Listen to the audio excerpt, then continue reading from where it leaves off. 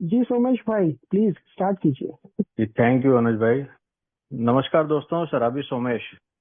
हाय ईश्वर की सोमेश कृपा हाय भाई। है। सोमेश भाई। हाय दादा, नमस्कार। सभी को नमस्कार। ईश्वर की कृपा है दोस्तों, फेलोशिप का साथ है। और एक एक दिन के हिसाब से ना शराब के जहरीले घूंट से दूर हूँ। और आज के दिन शराब नहीं पी है, नहीं पीने का विचार आया दोस्तों। दोस्तों ये विचार मुझे पहले जब मैं शराबियत के दौर में, आखिरी दौर में था, तो मेरे को बार बार आते थे विचार।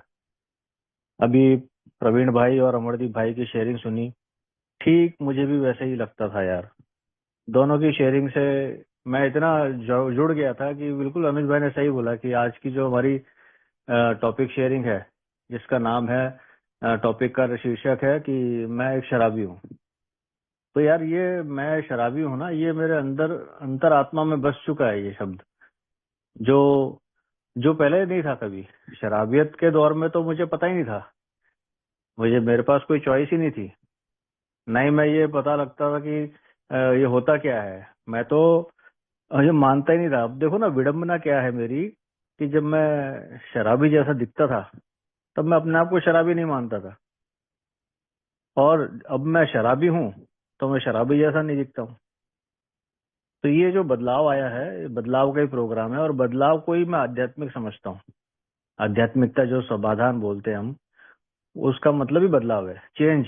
चेंज मतलब बदलाव, बदलाव मतलब आध्यात्मिकता, बस खत्म बात। और ये जो चेंज आया है, ये मैं बताऊंगा कि मैं कहाँ से उठ के कहाँ आया। वही मैं शेयर करता हूँ।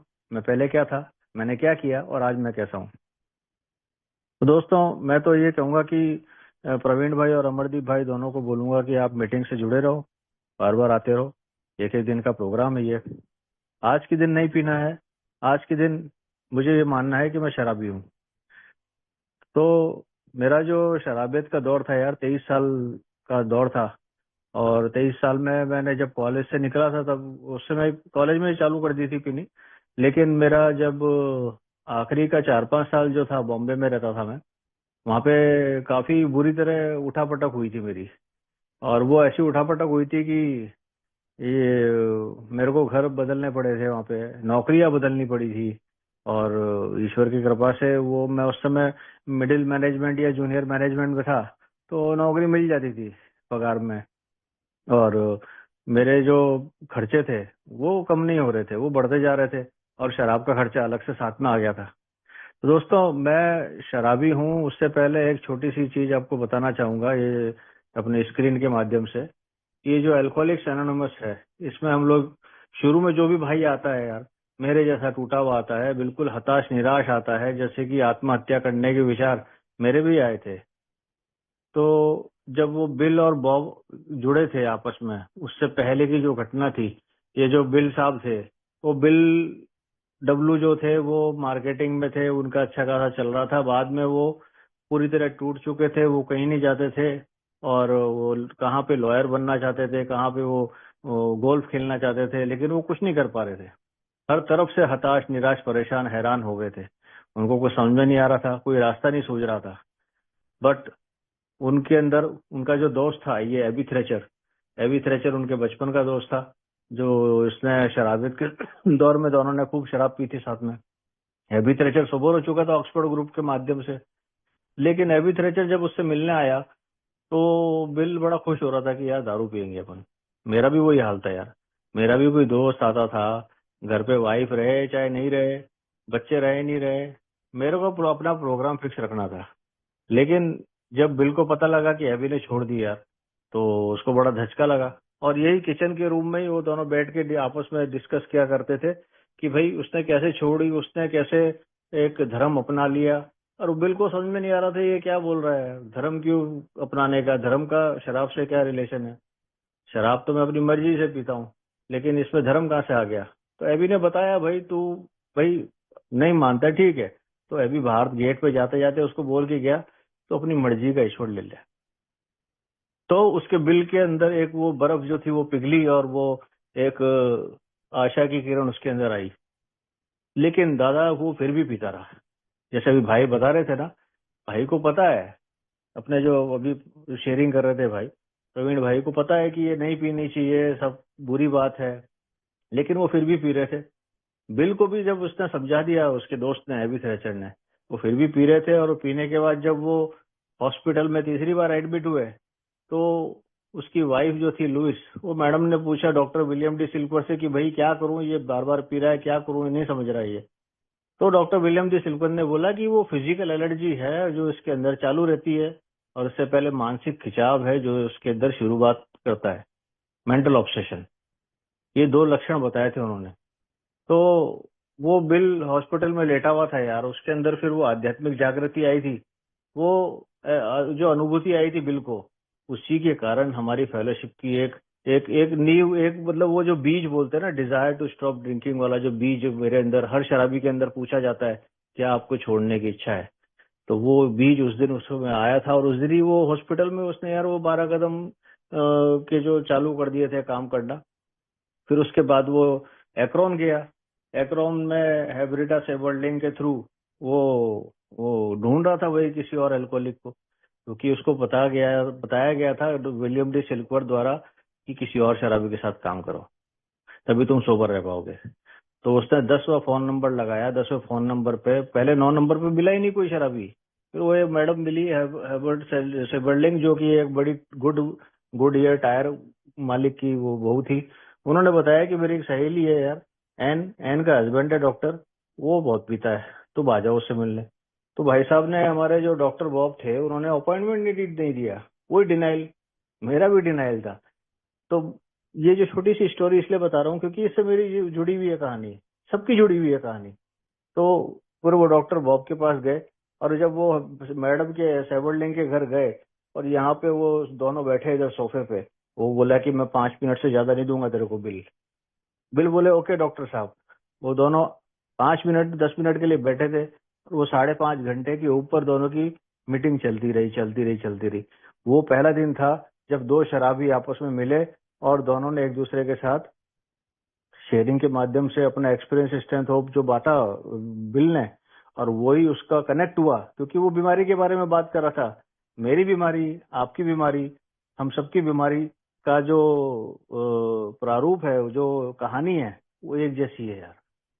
तो वो कनेक्ट हो गया था डॉक्टर बॉब, और वही कनेक्शन से बाद भी डॉक्टर बॉब उस समय सोबर नहीं हुआ वापिस। जैसे बिल को एबी थ्रेचर ने समझाया था, बिल एकदम से सोबर नहीं हुए थे, वैसे डॉक्टर बॉब भी सोबर नहीं हुए थे। वो अटलांटा गए, वहां जाके फिर पी ली, और रेलवे पे पड़े रहे। फिर वो नर्स उठा के लेकर आई अपने घर पे। फिर बिल और उसकी वाइफ, जो डॉक्टर बॉब की वाइफ थी लुइस, एन एन और बिल दोनों गए वहां पे अटलांटा, और उसको उठा के लेकर आए वापस। फिर घर पे आया, वो बोला यार मुझे ऑपरेशन करने जाना है, ऑपरेशन करने के लिए मुझे पीनी पड़ेगी, हाथ पैर कांप रहे हैं। फिर उसको बिल ने उसको बियर पिलाई। वो आखिरी दिन था, उसके बाद उसने अमेंड्स किए, अमेंड्स करके वो दोनों सोबर हुए। तो भाई ये जो बिल और बॉब जो सोबर हुए, ये छोटी सी जो कहानी जो है, उसके बाद इन दोनों ने माना कि ये शराबी हैं। बिल भी बोलता है I am an alcoholic, Bob साहब भी बोले आई एम एन अल्कोहलिक। लेकिन ये जो पहला कदम है ना, ये खुद को लेना पड़ता है, और उसके लिए इन दोनों को, इन दोनों की शराब ने ही उनको पहला कदम करवाया कि वो माने कि मैं शराब के सामने शक्तिहीन हूँ। और दोनों के अलग अलग रॉक बॉटम हुए। दोनों के जो नरक के द्वार तक जाके उन्होंने यू टर्न मारा, उन दोनों के अलग अलग थे, क्योंकि उनके प्रोफेशनल, उनके रहन सहन, उनके परिस्थितियां, स्थितियां, उनके साथ में जो व्यक्ति थे, वो अलग अलग परिवेश के थे, तो उनके रॉक बॉटम भी अलग अलग हुए। लेकिन रॉक बॉटम, मैं तो ये मानता हूँ कि यार मेरी जिंदगी में जो रॉक बॉटम हुए, वो कब से हो रहे थे, 10 साल पहले से चालू हो गए थे। मैं नहीं मान रहा था, लेकिन जब आखिरी का रॉक बॉटम जब मैंने माना ना यार, उस दिन मैं सोबर होने के लिए रेडी हो गया था। तो ऑब्सेशन है वो, वो जो, उसको मैं बहुत बड़ा मानता हूँ। मेंटल ऑब्सेशन मतलब सबसे बड़ी चीज है मेरे दिमाग में, कि मैं कभी भी किसी दिन भी मतलब एंजॉय एंजॉय करके कंट्रोल वे में पी सकता हूँ। मैं बार बार ये सोच के, मेरा जो ऑब्सेशन था, मेरा जो मानसिक खिंचाव था, वो बार बार मुझे पीने पे मजबूर करता था। तो ये जो मजबूरी आई थी मेरे अंदर पीने की, मेरा जो मेंटल ऑब्सेशन था यही डाल रहा था। जैसे अभी भाई बता रहे थे, उनको पता है नहीं पीनी चाहिए, फिर भी पी रहे थे। लेकिन मेरे अंदर क्या हो रहा था, मेरे अंदर भी यही आ रहा था कि यार मैं आज ऑफिस जाऊंगा, ऑफिस से वहां से लोकल ट्रेन पकड़ूंगा, चर्च गेट से उतरूंगा, वापस शाम को घर पे ऑफिस से घर आ जाऊंगा, अंधेरी उतरूंगा, अंधेरी से ऑटो पकड़ के, शेयरिंग ऑटो पकड़ के अपने अंधेरी ईस्ट में आ जाऊंगा, जेबी नगर में। रोज ये सोच के आता था मैं। लेकिन यार आते समय कब मेरे कदम ठेके की तरफ चले जाते थे, कब मैं पहले लाइट बियर पीता था, फिर वो हार्ड हो जाती थी, फिर वो अंधेरी आते आते रेस्टोरेंट अणी बार वहां घुस जाता था। और वहां जाके यार रात को, जो शाम को 8 बजे 7 बजे पहुंचने का टाइम था मेरा, वो 11 12 1 बजे तक आता था मैं, वो भी लहराते हुए यार। और एक बार नहीं, कई बार हुआ ये। मेरी वाइफ ने धमकी भी दी कि तेरे को ऑफिस लेने आऊंगी मैं, फिर भी नहीं सुधरता मैं। मेरी वाइफ बोली मैं छोड़ के चली आऊंगी तेरे को, फिर भी नहीं सुधरता मैं। तो मैंने उसको बोला यार, मैंने बार्गेनिंग करी कि भाई, उससे गुस्से से भी मना लिया उसको कि भाई तो चुप हो जा, मैं कंट्रोल करूंगा, मैं कंट्रोल करूंगा। नहीं कर पा रहा था मैं। लेकिन मैं फिर 2 दिन बाद बाहर गया, फिर दारू पी के सड़क पे पड़ा हुआ था, रात भर सड़क पे सोया। वाइफ से फोन पे झगड़ा हो गया था, सड़क पे सोया। एक बार मैं शमशान जाके सोने लगा था। फिर वो नींद खुली, अरे क्या कर रहा हूँ यहाँ पे। फिर भाई लोगों ने बोला कि भाई जाओ यहाँ से, दरवाजे बंद करने हमको। तो बाहर निकला मैं। मुझे नहीं पता था यार, मैं दिन में तो बड़े अच्छे से अच्छे खासे जॉब प्रोफाइल में कॉरपोरेट में काम करने वाला बंदा, वो कोलाबा में जाके एक हाई फाई लोगों के साथ बैठ के रात को सड़क पे सो रहा है वो मेरे को रॉक बॉटम मान लेना चाहिए था ना, नहीं माना मैंने। क्यों? क्योंकि वो मेरे अकेले के साथ घटित हो रहा था, वो किसी को दिख नहीं रहा था, वो सिर्फ मुझे ही दिख रहा था। मैं सुबह कपड़े झाड़ के पहुंच जाता था और कुछ नहीं बताता था, चुप ही रहता था। और अपना ही मुंह चेहरे शीशे में देख के ना, अपने आप को कोसता था, ये क्या कर लिया तूने, अब तो सुधर जा, ये वो ऐसा वैसा करके अपने आप को समझाता था। लेकिन नहीं समझ पाता था यार। रात को दारू पी के हंगामा किया तो मुझे लोगों ने थप्पड़े भी मारी थी, वो मुझे याद था। लेकिन वो भी मैंने किसी को नहीं बताया, चुप रहा मैं। अब भाई ऐसी ऐसी हरकतें हुई। मेरा लैपटॉप भी विरार की लोकल ट्रेन में छूट गया। मेरी वाइफ, होली के दिन इतनी दारू पी ली थी मैंने। मेरी वाइफ को यार मैं बैट लेके उसके पीछे दौड़ा था, वो मेरी सोसाइटी में आगे भाग रही थी, मैं पीछे दौड़ रहा था उसके। अब वो चीज मेरे को याद ही नहीं आ रही थी। मेरे को ये याद था, बैट लिया था मैंने और घर के बाहर तक मैं गया था। क्या बात हुई थी, क्यों झगड़ा हुआ था, क्या नहीं हुआ था। इतना ब्लैकआउट हुआ, इतना ब्लैकआउट हुआ जीवन में मेरे। लेकिन मैं सुधरने को तैयार नहीं था यार। और ये एक बार नहीं हो रहा था, ये 2 3 4 साल तक कंटिन्यू चला था। मेरी वाइफ ने मुझे मैनेजमेंट का कोर्स करवाया। फिर मैंने बोला तू भी कर ले, मैं तेरे को सहयोग करूंगा जैसा तूने मुझे सहयोग किया। वो करने गई तो मैंने, वो हमेशा दारू पी के वो उसको वहां पे तकलीफें दी है। वो मेरे को संभालती, खुद का कोर्स करती, उसने लैपटॉप उठा के फेंक दिया यार, बोला नहीं करना मेरे को कोर्स वोर्स कुछ भी। तो देखो, बात लैपटॉप की नहीं है, बात है घर की सामाजिक परिस्थितियों की। एक हस्बैंड की जिम्मेदारी क्या होती है, रेस्पॉन्सिबिलिटी क्या होती है, एक बाप की रेस्पॉन्सिबिलिटी क्या होती है, एक बेटी की जिम्मेदारी क्या होती है। मैं नहीं संभाल पा रहा था। वाइफ को बुरी तरह पागल कर दिया था। माँ बाप के हार्ट अटैक बाईपास ऑपरेशन हुए थे, तब भी मैं वो हॉस्पिटल के अंदर थे, मैं बाहर रोड साइड में दारू पी रहा था। मेरे को हॉस्पिटल वालों ने अंदर नहीं घुसने दिया, बदबू आ रही थी मुंह से।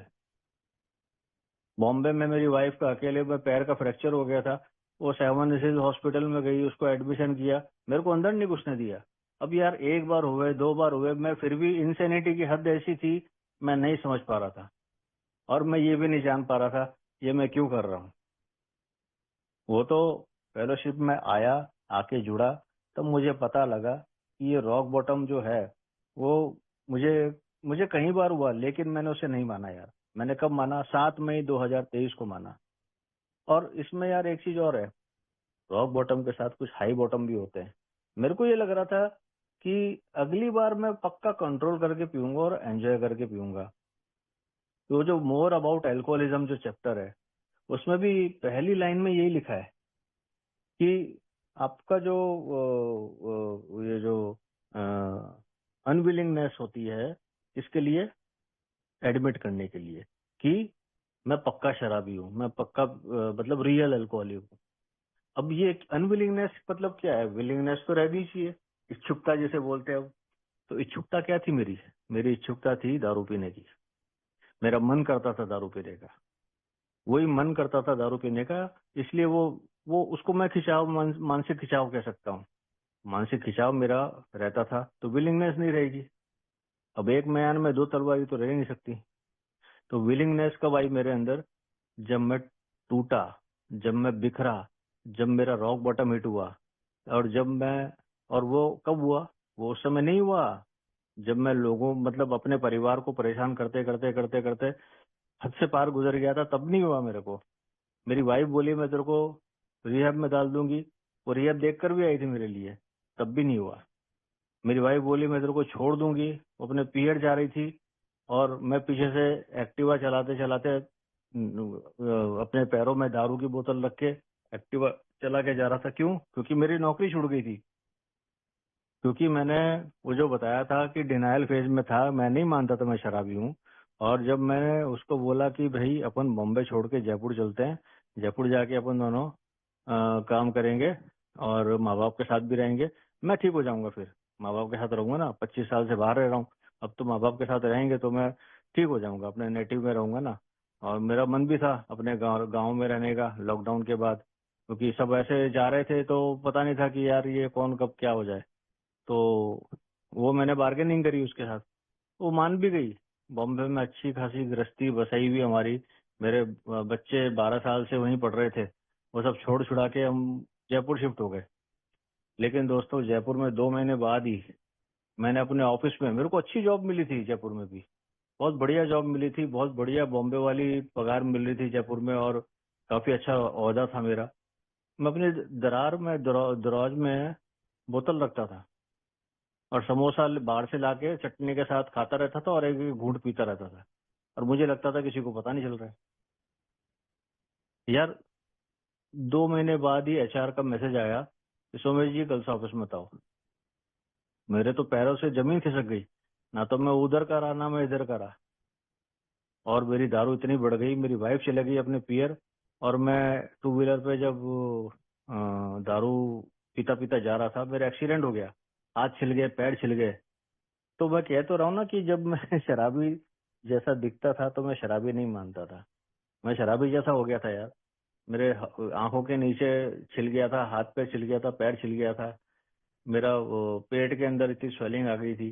लेकिन मैं फिर भी नहीं मान रहा था। मेरे माँ बाप ने मेरे को लॉक करके रखते थे घर में, और माँ बाप बुढ़े हो गए यार, वो पता ही नहीं चला मेरे को, 23 साल में माँ बाप कैसे बुढ़े हो गए, बच्चे कैसे जवान हो गए। और मैं मानने को तैयार नहीं कि मैं शराबी हूँ। उन्होंने हाथ जोड़ के बोला यार तू क्यों आया हमारा बुढ़ापा खराब करने, तू जहाँ था वहीं रहता ना। और उनको क्या पता यार मैं किस तरह का शराबी हूँ, उनको नहीं पता था, क्योंकि मैं तो बाहर ही रहता था ना।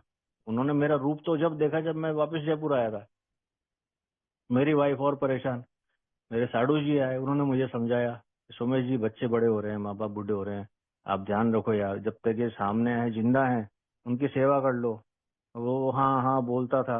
अरे यार मैं उनके सामने हाँ बोलता था, लेकिन जैसे ही वो चले गए, वाइफ अपने काम में चले गई, मैं चुपचाप जाके दारू लेके डस्टबिन में डाल के रख दी, या फिर सिंक में, या फिर टॉयलेट के वॉश उसमें डाल के गिलास के साथ डाल के रखता था मैं। तो हद नहीं थी, हद नहीं थी। जैसे भाई बता रहे ना, नहीं छूट रही, नहीं छूट रही, नहीं छूट रही, बिल्कुल सही बात है, नहीं छूटती। मुझे फिर फेलोशिप का पता लगा, मेरी वाइफ लेके गई थी मेरे को डॉक्टर के पास। वो डॉक्टर साहब ने मुझे पहली बार सेरेनिटी प्रेयर बताई और बोला first drink does the damage. उन्होंने व्हाइट बोर्ड पे 1 2 3 आगे डॉट डॉट डॉट कर दिए। बोला ये पहला घूंट पे गोला मार दिया, ये देखो ये पहला है ना, यही डेंजरस है। मैंने बोला डॉक्टर साहब पहला तो बिल्कुल ठीक रहता है, उसके बाद तो मैं मोर के जैसे नाचने लगता हूँ, आखिरी घूंट है मेरा वो तकलीफ देता है। तो वो समझा रहे थे मेरे को, लेकिन मैं समझ नहीं पा रहा था, क्योंकि यहाँ पे डॉक्टर बिल और बॉब की जो कहानी बताई थी कि एक शराबी को दूसरा शराबी समझा सकता है, तो मेरे मेरे साथ भी वही हो रहा था, उनकी बात नहीं समझ में आ रही थी मेरे। तो मैं बोला डॉक्टर साहब, फिर उन्होंने बोला चलो मीटिंग जाओ, सामने मीटिंग होती है वहां जाओ, डिटॉक्सिकेशन किया, मेरा मीटिंग में भेजा। मीटिंग में भेजते फिर मैं बोला यार अब तो हो गया डिटॉक्सिकेशन, मीटिंग हो गई, मेरे को वापस नौकरी करने जाना है गुजरात, मेरे को बहुत काम करना है। अरे मेरा मैनेजमेंट लेवल पे अभी हायर लेवल पे जा रहा हूँ मैं, मेरे को बहुत कुछ प्रोग्रेस करनी है, मेरा अभी इतना लोन ले लिया मैंने, घर गृहस्थी में इतने सारे वो उधार है मेरे, वो सब मेरे शराबित के दौर में लिए थे। तो मैं ऐसा करके निकल गया। तो डॉक्टर साहब ने मना भी किया था सोमेश मत जाओ। प्रोग्राम पूरा करके जाओ। तो मैं नहीं माना, मैं बोला नहीं सर, मैं चला जाता हूँ। दोस्तों ये चीज मेरे को है ना, जो जिम की स्टोरी है हमारे मोर अबाउट एल्कोहलिज्म में, कि मतलब जब जिम ने, जिसमें क्या कहते हैं वो दूध में दारू मिला के पी थी उसने, वो उसके लिए लिखा गया है कि सब ठीक से चल रहा था, कुछ समय तक सब ठीक से चल रहा था। जैसे कि मैं भी फेलोशिप में गया, थोड़ा ठीक होने लग गया, तो मेरे को लगा अब तो मैं ठीक हो गया हूँ। तो लेकिन जैसे जिम के साथ हुआ था कि जैसे ही वो उसने आध्यात्मिक जीवन को आगे नहीं बढ़ने दिया ना, उसका फिर पतन हो गया, फिर दारू पी ली उसने। तो मेरे साथ भी यही हुआ।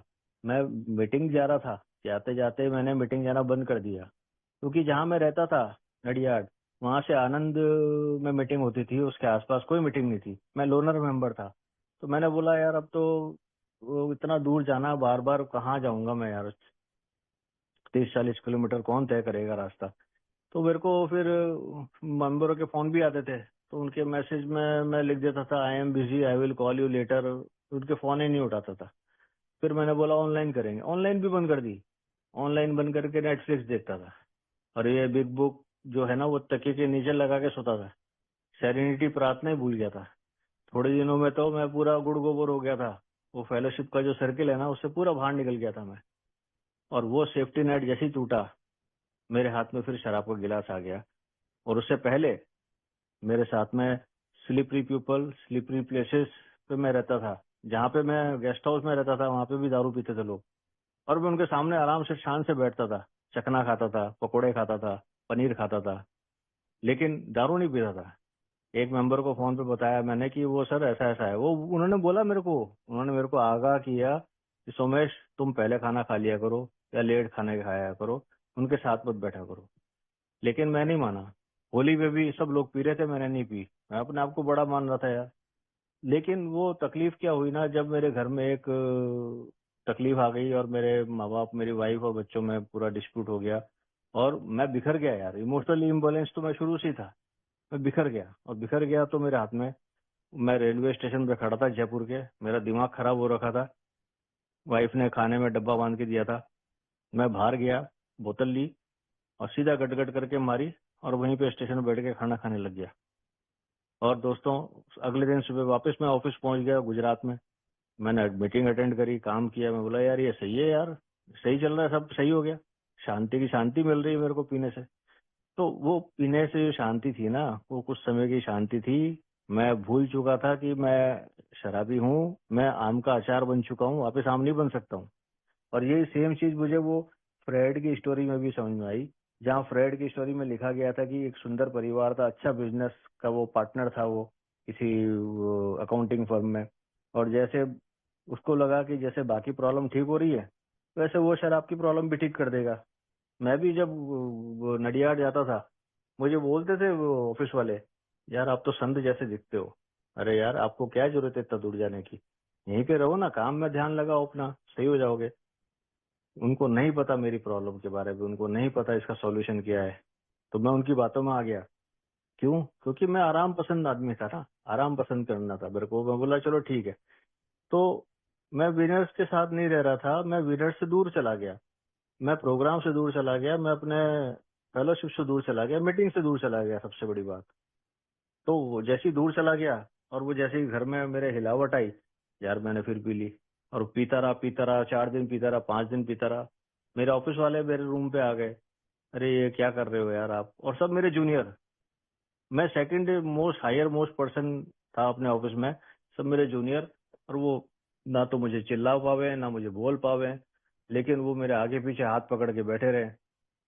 खाना खिलाया उन्होंने, मैं खाना खाते ही सिरा हाथ धो के बाहर निकल गया, और मरने चला गया, रेलवे ट्रैक पे चला गया। जैसे अभी भाई बता रहे थे ना सुसाइडल थॉट्स, मैंने तो एक्शन में करके दिखा दिया, सुसाइडल थॉट्स को मैंने जीवंत करके दिखा दिया कि मैं मरने जा रहा हूँ।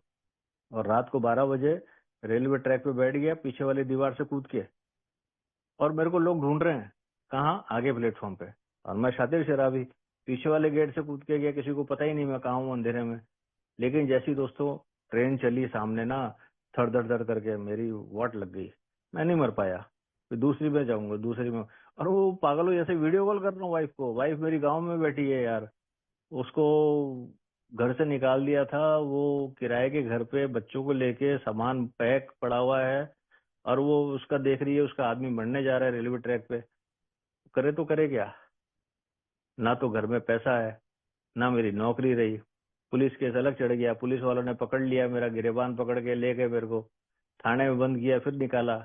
फिर मेरे ऑफिस वालों ने मेरे को सब बोरिया बिस्तर बांध के बोला कि भाई सोमेश जी, आप निकलो। वो 6 तारीख का दिन था, मैं सामान पैक कर रहा था। सामान पैक करते करते अलमारी में से फिर बोतल निकल गई, भरी हुई। मैं तो कुछ नहीं देखा, मैंने कुछ नहीं देखा मैंने कि भाई मैं किस हालत में हूँ, मेरा परिवार किस हालत में है, मैं किस गर्त में जा रहा हूँ, मैंने नहीं देखा। मैं बाथरूम में गया, गिलास लिया, पानी भरा, बोतल में से निकाले, गट गट करके 2 या 3 पता नहीं कितने पैक मार लिए। तब तक उल्टी नहीं, ऐसा नहीं होगा ना, तब तक मारता रहा मैं कि पता नहीं फिर कब मिलेगा मौका। और वो बोतल मैंने अपने बैग में डाल के मैं गाड़ी में बैठ गया, और 2 हट्टे कट्टे मेरे सुपरवाइजर मेरे साथ एस्कॉर्ट करके मेरे को राजस्थान छोड़ने चल दिए। अब यहाँ पे फिजिकल एलर्जी चालू हो गई मेरी, 2-3 घूंट तो मार लिए मैंने। मैं रास्ते में बोला उनको, यार चलो होटल में चाय पीने चलते हैं, काफी देर हो गए, और थोड़ा लिटिल लिटिल लेना है। तो देखो मैंने बोतल निकाल ली अंदर से, लेना है। बोले सर क्या कर रहे हो आप, पागल हो गए क्या? अरे यार, कल तो रात को मरने के लिए गए थे तुम रेलवे ट्रैक पे, और आज फिर से बोतल निकाल ली तुमने। तुमको हम घर छोड़ने जा रहे हैं, तुम रेलवे ट्रैक पे मरने जा रहे थे, तुम्हारी नौकरी छूट रही है, तुमको कुछ परवाह ही नहीं है। मेरा बच्चा साला वो जो 10वीं में 90% आए थे, वो 12वीं में फेल हो रहा है। मेरी वाइफ जो थी वो अच्छी खासी कॉर्पोरेट जॉब कर रही थी, वो एमबीए कर रही थी, वो सब छुड़वा दिया मैंने, सब सब कुछ छुड़वा के ना वो घर पे बैठी थी। तो घर की हालत बहुत बुरी हो गई थी यार, मैं समझ नहीं पा रहा था कि मैं क्यों पी रहा हूँ। जैसे भाई बता रहे थे ना, तो मेरे को तो एक ही चीज इसमें नजर आती है, जो फ्रेड और जिम की स्टोरी के बाद में पेज नंबर आई थिंक 42 पे लिखा हुआ है, कि एक मेंटल ब्लैंक स्पॉट आ जाता था यार मेरे अंदर। मैं भूल जाता था कि कुछ हफ्ते पहले मेरे साथ क्या बीती है, मैं भूल जाता था कि कुछ महीनों पहले मैंने किसके साथ क्या किया है, और मैंने क्या पश्चाताप किया था, और मैं सब भूल जाता था। तो वो मेंटल ब्लैंक स्पॉट क्या था? वो मेंटल ऑब्सेशन था मेरा।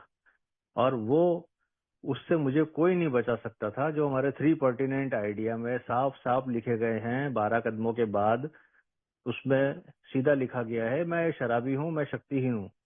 शक्तिहीन किसके सामने हूँ? मेंटल ऑब्सेशन, फिजिकल एलर्जी के सामने शक्तिहीन हूँ। जो मेरी दोनों ट्रिगर हो गई थी, मैं नहीं समझ पा रहा था, और मुझे कोई भी मानवीय शक्ति ठीक नहीं कर सकती थी। ठीक तो क्या, बर्बादी कर रही थी मुझे। मैं लोगों पे खुन्नस निकाल निकाल के उनको इमोशनली इम्बैलेंस होके अपना ही बुरा कर रहा था मैं।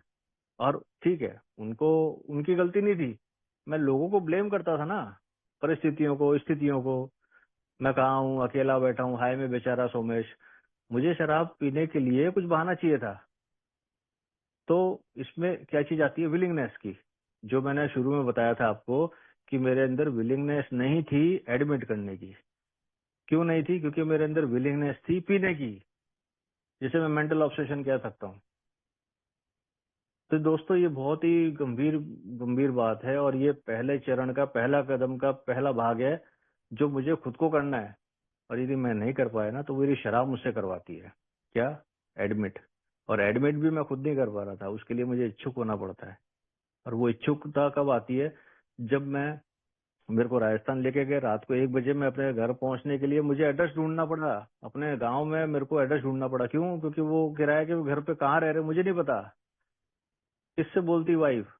वाइफ दुनिया में सबसे अकेली हो गई थी, कट गई थी वो। जब जब मैं दारू पीता था ना, वो सबसे अकेली हो जाती थी। ये मैंने अब रियलाइज किया है, और ये बोलते मेरे रोंगटे खड़े हो जाते हैं। ऐसी हालत कर दी थी मैंने, ना तो किसी को जिंदा रख पा रहा था, ना मरा कर पा रहा था, खुद भी नहीं मर पा रहा था। एक बार तो मन किया पूरे परिवार को लेके मर जाता हूँ, ऐसे ख्याल आ रहे थे। लेकिन वो जो ईश्वरीय तत्व है, जब उसके सामने मैंने रात को फिर 1 बजे में उतरा, सोया, सुबह उठा, उठ के मैंने खुद के घुटने के बल बैठ के रोया।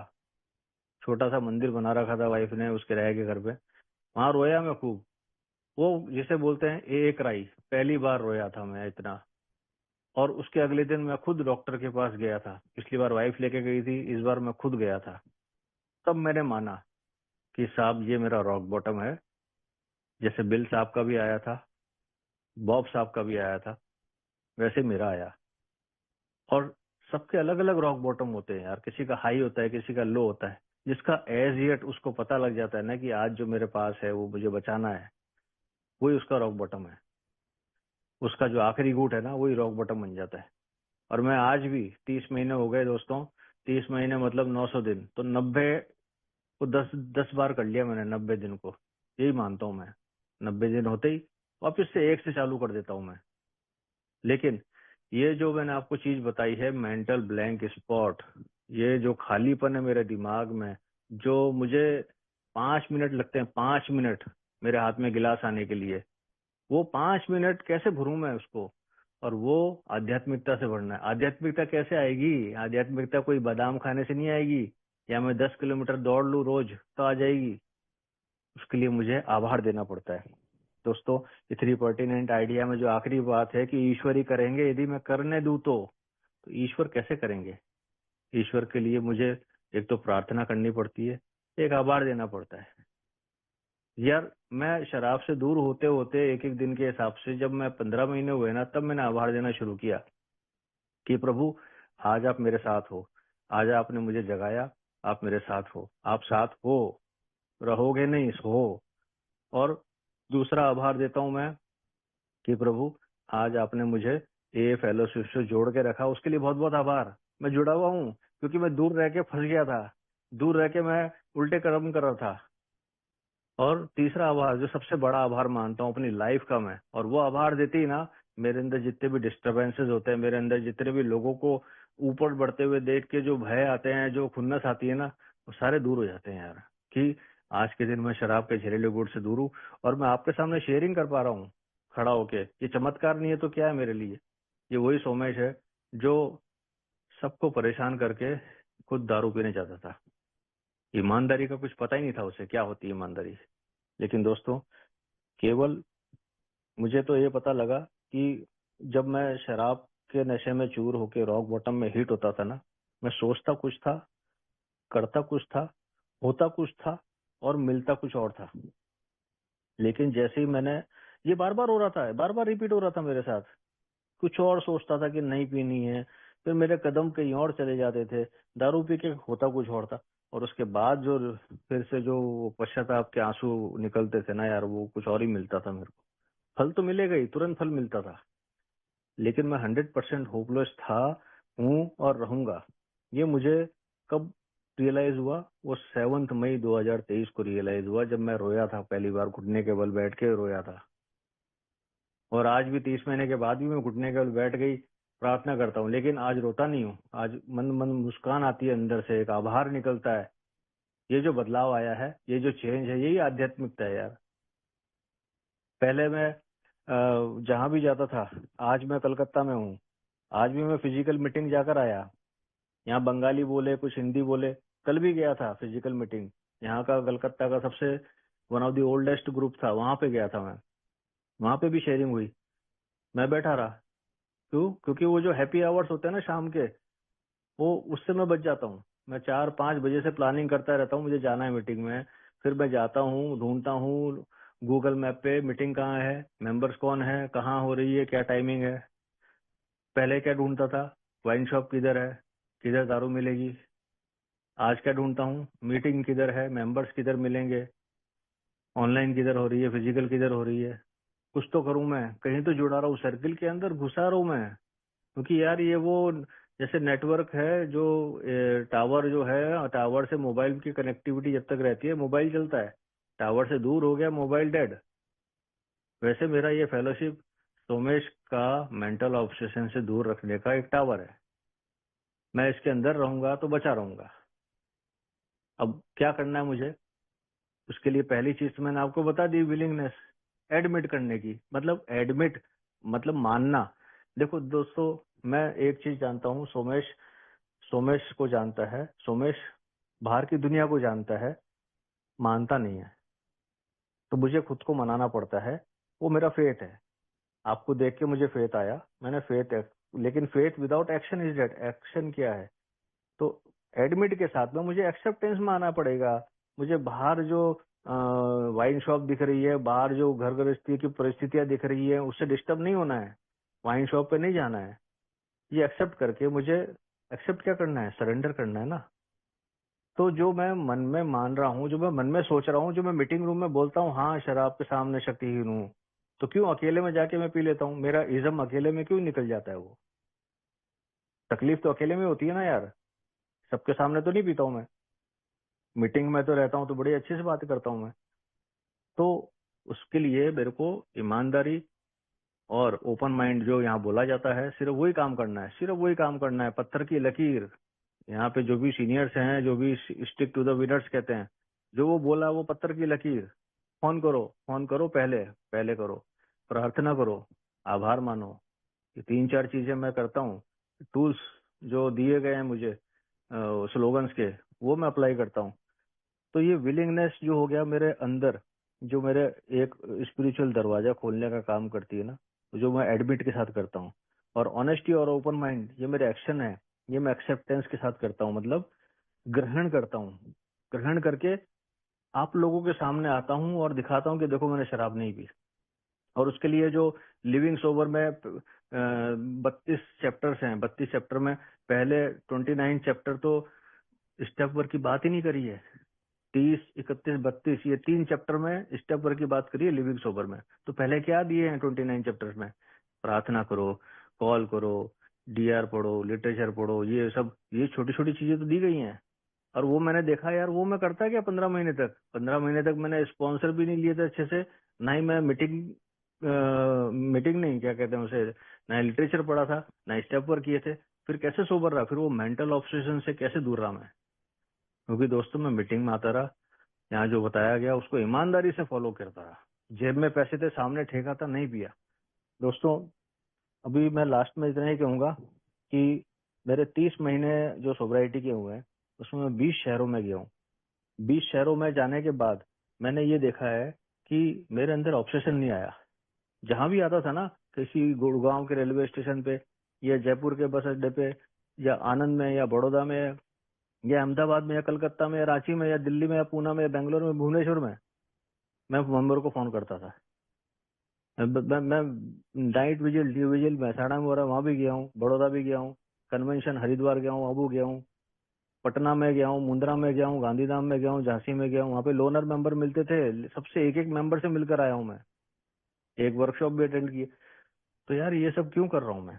आज भी कलकत्ता में हूँ, यहाँ से 12-15 किलोमीटर दूर मीटिंग थी, मैं गया और जाके मीटिंग करके आया। थोड़ा समय का सतुना करना पड़ा मुझे, लेकिन करना पड़ेगा। तो भाई मीटिंग अटेंड करनी बहुत जरूरी है डेली। क्यों? क्योंकि यही मीटिंग ने मुझे अनकंडीशनल प्यार दिया, यहीं पे मुझे वो गले मिलके उन्होंने अनकंडीशनल प्यार दिया जो मैं ढूंढ रहा था पहले शराबी दौर में।